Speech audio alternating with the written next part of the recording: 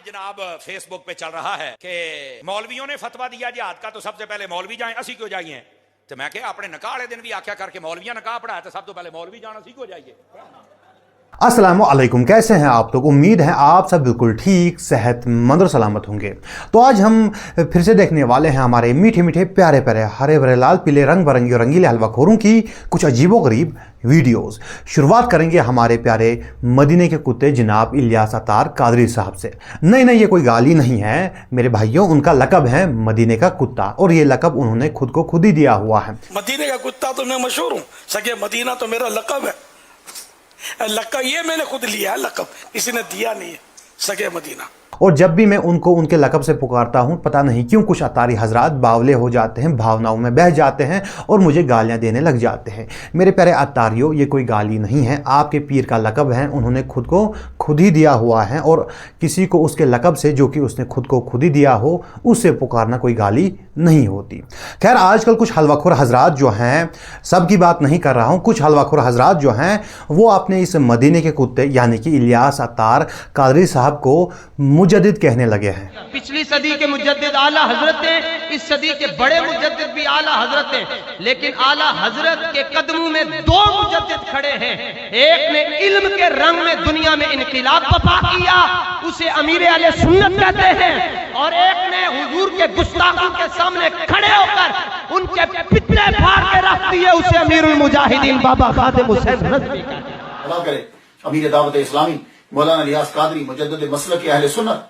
आज पूरी दुनिया के अंदर इस्लाही उम्मत का जो मिशन कामयाबी से जारी और सारी है, ये मेरे अमीर अहले सुन्नत की बरकतें हैं। हर दौर में एक मुजद्दिद पैदा होता है। मैं समझता हूँ कि 21वीं सदी के मुजद्दिद हैं कि जिन्होंने दुनिया में इस्लामी इनकलाब बर्पा किया। ये तो सिर्फ कुछ ही वीडियोस है, ऐसी आपको बहुत सारी वीडियोस मिल जाएंगी जहां पर इलियास कादरी साहब के मानने वाले और ये हलवाखोर हजरात जो हैं इलियास कादरी साहब को मुजद्दिद कह रहे होते हैं। आइए अब हम इलियास कादरी साहब से ही सुन लेते हैं कि क्या वो मुजद्दिद हैं या फिर नहीं। बाज लोग आपको मुजद्दिद कहते हैं, इस बारे में आप क्या फरमाते हैं? मुजद्दिद के लिए कई शराइत हैं और वो शराइत मुझ में नहीं पाए जाते, तो अल्लाह की कसम मैं मुजद्दिद नहीं हूँ। जिसने बोला वो रुजू करे और आइंदा कोई मुझे मुजद्दिद ना बोला करे, मैं मुजद्दिद नहीं हूँ। तो इलियास कादरी साहब के मुताबिक वो मुजद्दिद नहीं हैं और अगर कोई उन्हें मुजद्दिद कहता है तो उसे रुजू करना चाहिए और आइंदा से उन्हें इस लक़ब से नहीं पुकारना चाहिए। तो अब मेरा सवाल है इन लोगों से कि भाई आप लोग जो हैं शाह से भी ज़्यादा शाह के वफ़ादार बनने की कोशिश क्यों कर रहे हैं और आप लोग जो हैं रुजू कब कर रहे हैं? क्योंकि आपके ही जो अमीर हैं, अमीर अहले सुन्नत, वो ऐसा कर रहे हैं, तो आप लोग कब कर रहे हैं रुजू? खैर, अब चलते हैं अगली वीडियो की तरफ। नबी करीम सल्लल्लाहु अलैहि वसल्लम का इरशाद किरामी मौजूद है, उतलबुल इल्म वलौ बिस्सीन। ये दो सनदों के साथ शुअबुल ईमान में इमाम बैकी ने हदीस नकल की, इसकी सनद हसन है। ये अहले इल्म के काम की बात है। तो इल्म हासिल करो, खा चीन जाना पड़े। अब चीन में इल्म कुछ ज़्यादा नहीं है। मकसद क्या था? ये इल्म हासिल करने के लिए दूर का सफ़र करने से किनाया है, यानी अगर दूर भी जाना पड़े इल्म हासिल करने के लिए तो घबराओ नहीं। इल्म हासिल करने के लिए पैंडा करना पड़े, सफ़र करना पड़े, घबराओ नहीं। इल्म हासिल करने के लिए दूर दराज निकल जाओ। इल्म हासिल करने के लिए हुजूर फरमा रहे हैं चीन भी जाना पड़े तो जाओ, और इब्न मसूद रज़ियल्लाहु अन्हु फरमा रहे हैं कि मेरा ऊँट पहुँच सका तो मैं भी पहुँच जाऊँगा। ये बात बहुत ही अच्छी है कि इल्म हासिल करो अगर चीन भी जाना पड़े, इसका मफहूम भी बहुत अच्छा है, मैं खुद इस बात में मानता हूँ। लेकिन बात यह है कि ये कोई हदीस नहीं है। जी हाँ, ये कोई हदीस नहीं है, ये एक मौजू रिवायत है, मनगढ़ंत रिवायत है, इसका हदीस से कोई ताल्लुक़ नहीं है। ऐसा नहीं कि आप कहें कि भाई आप ही कह रहे हैं कि ये मौजू रिवायत है, ये तो बरेलवी हजरात भी कहते हैं कि ये मौजू रिवायत है, झूठी हदीस है। के अल्फाज, ये ऐसा सही हदीस है जी? ये हदीस को मौजू करार दिया है, झूठी हदीस। क्योंकि क्यों सरकार फरमाएंगे कि इल्म हासिल करो चाहे तुम्हें चीन जाना पड़े? चीन कौन सा, वहाँ पे कोई उस वक्त ज़माने में कोई इल्म का मरकज़ था कि चीन जाना पड़ता?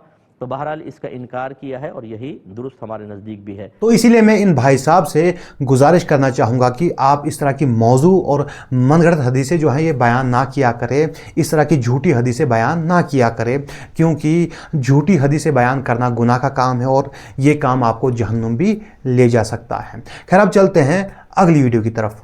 एक साहब का बच्चा पैदा हुआ, उसका नाम रख दिया अब्दुल कादिर। क्या नाम रखा? अब्दुल कादिर। बड़ा हुआ अब्दुल कादिर। एक कपड़े की दुकान पे वो मुलाजमत करने लगा, तो कपड़े का जो मालिक था ना, वो दिन भर उसे बुलाता, अब्दुल कादिर कपड़े का थान लाओ, अब्दुल कादिर हिसाब लाओ, अब्दुल कादिर पानी लाओ, अब्दुल कादिर ये लाओ वो लाओ, दिन भर उसे घुमाता रहता। लड़का बड़ा नेक था, नाम का असर था। अचानक दुकानदार का इंतकाल हो गया, अपनी कब्र में चला गया, कफन ओढ़ कर कब्र में लेटा था। मौत के फरिश्ते आ गए, वो कब्र के सवाल करने वाले फरिश्ते आ गए। उससे बोले जगह क्या हो, उठ, मन रब्बो का माँ दीनों का माँ कुंत तकुल फी हक़्क़ि हाज़ा रजुल। वो कहता है यार मैंने समझा कि मैं दुकान पर हूं, मौत जिसको आई थी। वो कहता मैंने कफन हटाया नहीं, मैं समझा मैं अपनी दुकान में हूं, मैं भूल गया एक लम्हे के लिए कि मुझे मौत आई थी। जैसे फरिश्तों ने कहा कि मेरे सवाल का जवाब दो, तो मैंने कहा अब्दुल कादिर हिसाब दो, अब्दुल कादिर हिसाब दो। खुदा की कसम उसकी कब्र में शेख अब्दुल कादिर आ गए, उसकी कब्र में शेख अब्दुल कादिर आ गए। जब गौस पाक आए तो फरिश्ते सामने थे, फरमाते क्या बात है? कहा सवाल के जवाब चाहिए। क्या सवाल है? बोले मां रब्बुका मां दीनुका मां कुंत तक़ूलु फी हक़्क़ि हाज़ा रजुल। गौस पाक फरमाते इनके सवाल का, पहले सवाल का ये जवाब, दूसरे सवाल का ये जवाब, और तीसरे सवाल का जवाब, इनको जवाब दे दो। वो कहता मैं कफन ओढ़े ओढ़े मैंने तीनों सवाल के जवाब दिए। फरिश्ते जैसे मुड़े, गौस आज़म भी मुड़े। वो कहता तब मेरी बत्ती जली, तब मुझे एहसास हुआ यार ये दुकान उकान नहीं है, मैं तो मर गया था यार, ये मैं कब्र में हूँ, कफन ओढ़े हूँ, ये माजरा क्या है? वो कहता तब मैंने कफन खसका के देखा तो सामने गौस पाक खड़े थे, और गौस पाक को पहचानता नहीं था। उसने कफन हटाया तो सामने गौस पाक खड़े थे। उसने गौस पाक का दामन पकड़ लिया और उसने एक जुमला कहा, देखना कितने पढ़े लिखे लोग बैठे हैं। उसने कहा आप मेरे अब्दुल कादिर नहीं हैं। दुकानदार ने गौस पाक का जुब्बा पकड़ के कहा आप मेरे अब्दुल कादिर, इसका अब्दुल कादिर वो जो दुकान पे काम करता था, इसने कहा आप मेरे अब्दुल कादिर नहीं हैं। गौस पाक पलटे बोले सुन, तेरे अब्दुल कादिर में इतना दम भी नहीं है, तेरे अब्दुल कादिर में इतना दम भी नहीं है। वो तो उसकी पैदाइश के बाद उसकी मां ने उसका नाम मेरे नाम पर अब्दुल कादिर रखा था, तूने कहा अब्दुल कादिर हिसाब दो, तो मैं अपने नाम का भरम बचाने के लिए तेरी कब्र में आ गया था। बहुत ही बेहतरीन कहानी थी, बहुत ही अच्छी कहानी थी। लेकिन एक सवाल है कि तुम्हें कैसे पता चला, क्योंकि वो तो कब्र में था वो बंदा और वो मर चुका था, तो तुम्हें कैसे मालूम हुआ कि वहाँ क्या हुआ, कब्र में क्या हुआ क्या नहीं हुआ? ये तो गैब की बातें हैं, तुम्हारे पास कहाँ से आई ये बातें, जबकि वही आनी भी बंद हो गई है, वही भी नहीं आएगी अब, तो फिर तुम्हें कैसे मालूम हुआ कि कब्र में क्या हुआ? ना सवाल है ना ये। तो मैं उम्मीद करूँगा कि मुझे कोई हलवाखोर जो है इस सवाल का जवाब दें। इस कहानी से मुझे एक बुरी खबर याद आई, काफ़ी बुरी खबर है हलवाखोरों के लिए, काफ़ी बुरी खबर है। वो जो गौस पाक का धोबी था ना, हाँ वही धोबी, कहानी आपने सुनी होगी, काफ़ी मशहूर कहानी है। अगर ना सुनी है तो छोटी सी वीडियो है, देख लीजिए। मेरे गौसुल सकलैन का एक धोबी था, जब वो मर गया बाद में उस धोबी को किसी ने ख्वाब में देखा तो पूछा क्या बना, तो कहने लगे कुछ भी नहीं। फरिश्ते ने आके पूछा मन रब्बू का, रब कौन है? तो मैंने कहा मैं तो गौस पाक का धोबी हूँ। मुनकिर नकीर आए, उन्होंने आकर सवाल किया मर रब्बो का, कहने लगा अब्दुल कादिर जीलानी का धोबी हूँ। कहा माँ दीनों का, तेरा दीन क्या है? अरे कहा ना गौस पाक का धोबी हो। बुरी खबर है हलवाखोरों के लिए मेरे प्यारे भाइयों, ये कहानी झूठी है। जी हाँ, मनगढ़ंत कहानी है। कल तक जो आलिम हजरात आपको ये कहानियाँ करवाया करते थे, आजकल उन्हीं के मुखालिफ आप ही के कुछ और आलिम हजरात हैं, वो कहते हैं कहानी झूठी है, मनगढ़ंत कहानी है, ऐसी कहानियां बयान नहीं करनी चाहिए। वाक़िया है, गौसे पाक रहमतुल्लाहि तआला के धोबी के हवाले से बयान किया गया, लेकिन हमारे उलमा ने रद्द किया इसका, ऐसा कोई वाक़िया नहीं है, कोई इसका सबूत नहीं है।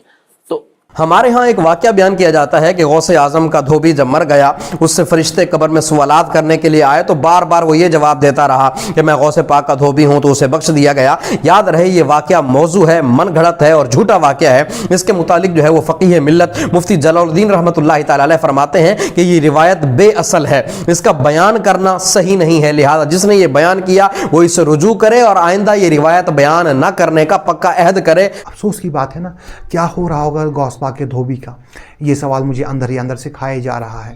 खैर हम क्या कर सकते हैं सिवाय अफसोस के कि भाई इतनी मशहूर कहानी जो है हलवाखोरों की वो झूठी साबित हो गई है। खैर अफसोस करने से पहले चलते हैं अगली वीडियो की तरफ। एक बच्चा बगदाद में भी तो था, जिलान में रहने वाला, माँ ने बेटे की उंगली पकड़ी, उस्ताद की गोद में जाके बैठाया, हज़रत जी से पढ़ाई है, ये मेरा शहजादा है। उस्ताद ने बिस्मिल्लाह पढ़ाई, का बेटे पढ़ो बिस्मिल्लाह। जैसे उस्ताद ने शुरू कराया है, गौसे पाक ने पढ़ना शुरू किया, पहला पारा पढ़ा, दूसरा पारा पढ़ा, तीसरा पारा पढ़ा, चौथा पारा पढ़ा। जानते हो कितने पारे पढ़े? आपने 17 पारे पढ़ डाले, 17 पारे पढ़ के रुके, और जब 17 पारे पूरे कर लिए तो उस्ताद मुस्कुरा के कहने लगे बेटे जहां ये 17 पारे पढ़े कर याद किए थे, उसी मदरसे में बाकी के 13 पारे भी याद कर लेते। अल्लाह अकबर। कहने लगे हजरत मैं किसी मदरसे में नहीं गया। कहने लगे ये कैसे हो सकता है, मदरसे भी नहीं गए और इतने पारे भी याद हैं? फरमाने लगे हजरत ये पारे तो मुझे माँ ने पेट ही में याद करा दिए थे। इस कहानी में ये भाई साहब कह रहे हैं कि भाई इनके जो गौसे आज़म थे वो माँ के पेट से ही उनको 17 पारे हिफ्ज़ थी, याद थी। कोई बात नहीं, अच्छी कहानी है। अब फिर से यही कहानी सुनते हैं। और पूरी सूरह बकरा भी सुना दी, यहां तक के मेरे मुर्शिद पाक ने 5 साल की उम्र में बगैर किसी जाहिरी उस्ताद के पास पढ़े 18 पारे पढ़कर सुना दिए। लो जी, वो भाई साहब कह रहे हैं कि 17 पारे हिफ्ज थी, ये कह रहे हैं 18 पारे थी। मतलब शर्म करो कमबख्तो, शर्म करो। शर्म करने से मर नहीं जाओगे। कहानी में कंफ्यूजन, मतलब ये क्या बात हुई भाई? कहानी अच्छे से याद करके लाया करो, उसके बाद पब्लिक के सामने सुनाया करो। क्योंकि मैं कहूँगा कि तुम कहानी मत सुनाओ, तुम लोग मानोगे थोड़ी ना, कहोगे कि भाई इससे हमारा घर चलता है, धंधा चलता है, पापी पेट का सवाल है। तो भाई कम से कम अच्छे से याद करके लाया करो, वरना इसी तरह से फिर जलील हो जाते हो। खैर, आज की जो वीडियो थी वो यहीं तक थी। इंशाअल्लाह मिलते हैं अगली वीडियो में। अस्सलामु अलैकुम।